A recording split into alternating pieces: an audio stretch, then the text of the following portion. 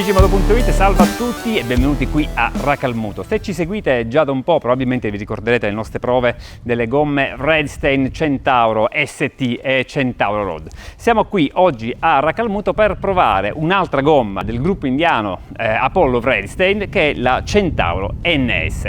È una gomma sportiva stradale, non è una gomma destinata all'impiego in circuito. La proviamo qui perché è un contesto controllato, un contesto sicuro, un contesto dove possiamo fare quelle manovre che magari su strada non sarebbero indicate. Ed è, come vedete, calza, fitta, come dicono quelli bravi, diverse categorie di motociclette che abbiamo qui: la crossover, la naked e la super sport, perché tra l'altro viene distribuita in una misura unica anteriore, il 120/70, ma ha le tre misure canoniche, se vogliamo, per le moto di grossa cilindrata, che sono la 180 appunto sulla Versys 1000, la 190 sulla CB 1000R e la 200 destinata appunto alle ipersportive. Le Centauro non sono distribuite in Italia, ma in realtà le proviamo perché queste gomme fabbricate in India ci danno, come dire, una finestra, ci aprono un mondo, una finestra su quello che viene dall'altra parte del mondo. E soprattutto le proviamo perché il centro di sperimentazione di Apollo Vredstein è qui in Sicilia. Apollo Vredstein è il primo produttore indiano a introdurre una cintura d'acciaio a 0 gradi sui propri prodotti, e tra l'altro abbiamo anche al posteriore, per tutte e tre le misure, una tecnologia bimescola. Bene ragazzi, pista tutta quanta per me, tempo perfetto, tre moto fantastiche da portare per testare le Centauro NS. È il momento di andare in pista, una alla volta ovviamente. Andiamo!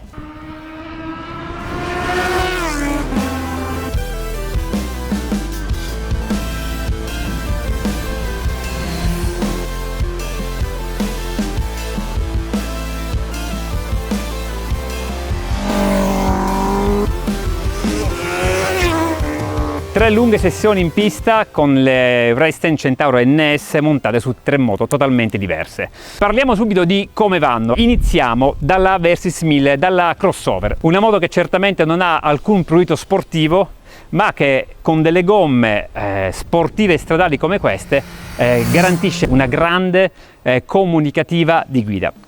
Per quanto riguarda l'avantreno, è molto bello perché si inserisce appunto in curva in maniera molto omogenea, garantisce cambi di direzione non faticosi e al posteriore c'è tutto il grip che serve. Tra l'altro abbiamo avuto in questo caso l'opportunità di fatto mettere il traction control a 0, escludo totalmente, perché col traction anche a 1 il traction si attivava, limitava l'uscita di curva. Totalmente disabilitato, la moto non perdeva mai aderenza neanche sull'angolo nelle uscite di curva in seconda marcia e garantiva un grande divertimento e anche una grande sicurezza. Grande sicurezza che troviamo anche per quanto riguarda il comportamento del 190 sulla CB 1000R, ed è una moto che ha una certa vivacità di sterzo, vogliamo chiamarla così, passatemi un po' il termine, cioè è abbastanza reattiva di sterzo. Non perde questa reattività con le Centauro NS, con l'anteriore Centauro NS, ma al contrario esalta un po' la sua omogeneità di comportamento, la sicurezza, la facilità con la quale è possibile anche interpretare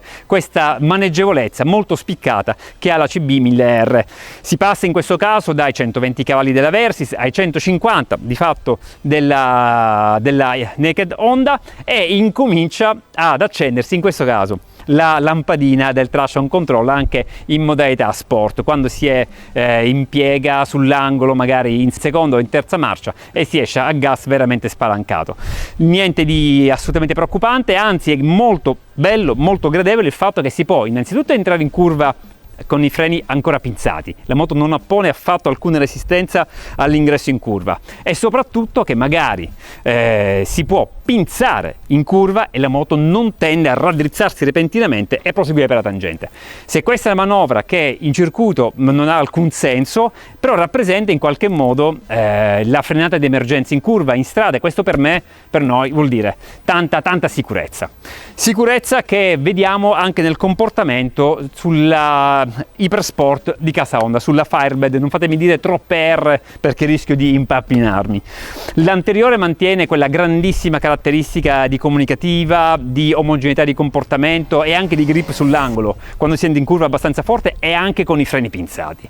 Il posteriore, in questo caso da 200, tenendo conto che questa non è una gomma dedicata all'uso in circuito, ma invece è una gomma, lo dico un'altra volta, dedicata all'impiego stradale, una sportiva stradale, quando viene sottoposto appunto il posteriore ai 217 cavalli, magari in prima marcia, in uscita di curva sull'angolo, incomincia a mostrare qualche limite, incominciando a scivolare, ma lo fa sempre avvertendo con larghissimo anticipo. Qui in questo circuito, sul cui rettilineo mi trovo in questo momento, sono presenti numerosi avvallamenti, l'asfalto non è sempre regolarissimo e magari qui in fondo ci sono degli scollinamenti che si affrontano a velocità, ecco, non proprio bassa, anche oltre i 200 all'ora. In questo caso le Centauro NS hanno messo in mostra una grossa capacità di assorbire queste sconnessioni e di restituire un feeling sempre sicuro.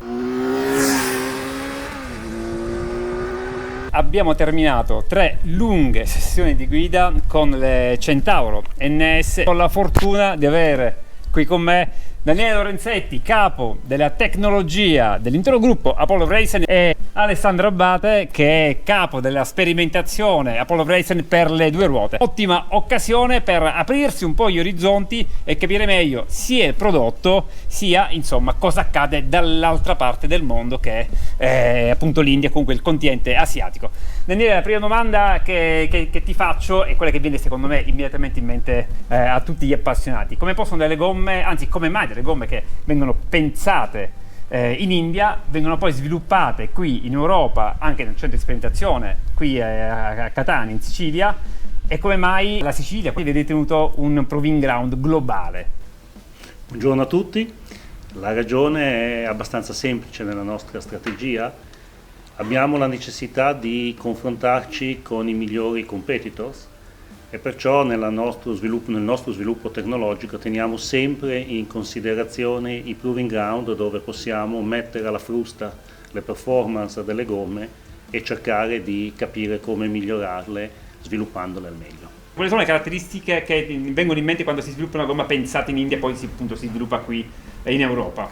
Beh, intanto buongiorno anche da parte mia. Antonio, noi quello che facciamo quando, come nel caso specifico del Centauro NS, sviluppiamo un prodotto che riteniamo debba essere globale, quindi avere delle performance globali, facciamo in modo di andare a prendere gli input da questi 2 mercati, Europa, India, Asia Pacific, quindi, e raccogliere le informazioni necessarie per sviluppare un prodotto che sia in grado davvero in maniera globale di coprire le necessità di questi 2 grossi mercati, se vuoi, no?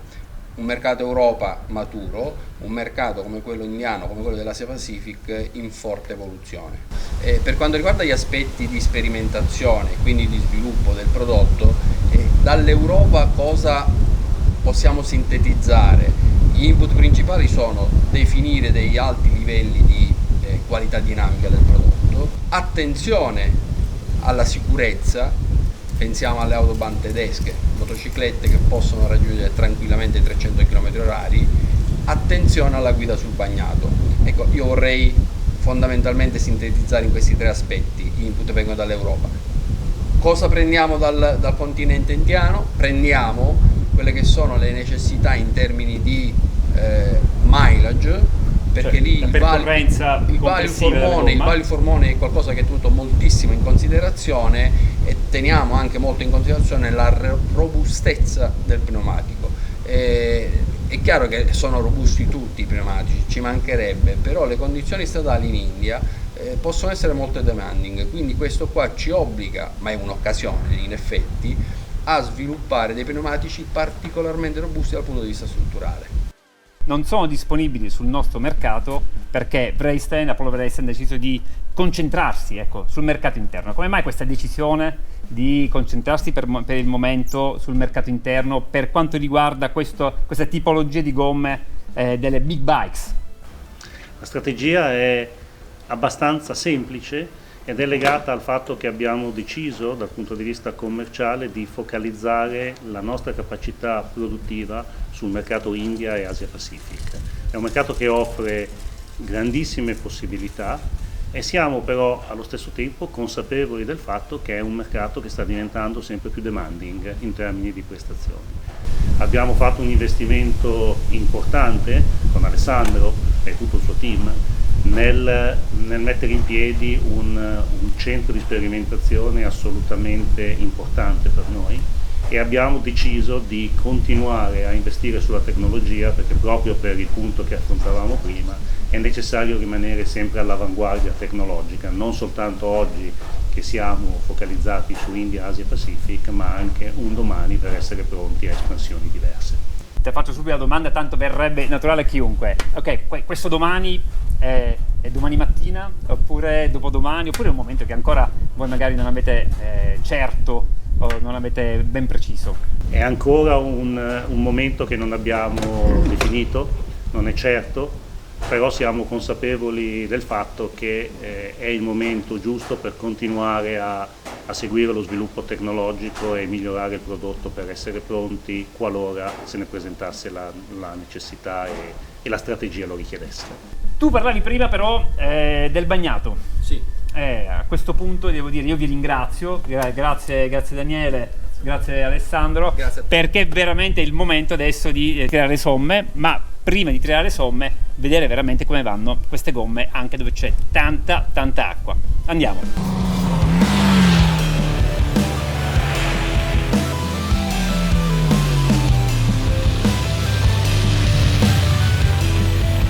Quando eravamo a Racalmuto ve l'avevamo detto, avremmo portato le Centauro NS di Braysten dove c'era tanta acqua. Avete visto questo test? Condensato in poco tempo, ma sappiate che è stata necessaria un'intera giornata per estrapolare tutte le caratteristiche dell'NS qui sul bagnato di Wachauring. Come sono andate le NS sul bagnato? Molto bene. Possiamo distinguere il comportamento dell'anteriore dal posteriore, ma quello che accomuna il comportamento delle Centauro NS e che abbiamo già visto in realtà anche sull'asciutto a Racalmuto con temperature molto più elevate di quelle che tra l'altro c'erano qua, è il comportamento di una gomma che dà confidenza, sicurezza fin dai primi metri, anche in questo caso su un terreno come questo bagnato. Quando siamo veramente di fronte a un centimetro d'acqua, comunque un velo d'acqua molto spesso, l'anteriore riesce a spezzare il velo d'acqua, inserisce in curva senza alcun problema di sicurezza, in frenata si riescono a fare, forse avete visto anche nel video, delle frenate molto profonde. Si può utilizzare tutta la potenza frenante senza temere un intervento troppo precoce dell'ABS. Passiamo al retrotreno che in questo circuito dove si può tra l'altro girare in seconda, in terza, in quarta a seconda delle curve, ma si può anche fare totalmente in seconda, cioè quindi con una marcia abbastanza corta. Noi abbiamo utilizzato la CB1000R stavolta però in mappa rain, quindi ovviamente con una reazione smussata. Comunque in questo circuito che ha rampini anche molto stretti, a gas aperto in seconda non ha mai perso aderenza, quindi ha restituito quella sensazione di sicurezza tale che l'accordo con l'avantreno, retrotreno, permette veramente di stare tranquilli, sereni, anche quando si guida con un velo d'acqua sull'asfalto. Centauro NS ci hanno fatto divertire tanto in questi giorni passati assieme a loro tra Sicilia, l'Italia e Austria, quindi hanno, se vogliamo, anche fatto il loro piccolo tour europeo, dall'India appunto fino all'Europa. Adesso le riconsegniamo ai nostri amici motociclisti indiani e magari ci vedremo anche in un altro momento, chi lo sa. A questo punto vi chiedo di lasciare un commento qua sotto, iscrivervi al nostro canale YouTube col pulsantino, Facebook, Instagram di Moto.it sono sempre lì ad attendervi per tenervi in contatto col mondo della moto e ci vediamo alla prossima prova o al prossimo video di Moto.it. Ciao!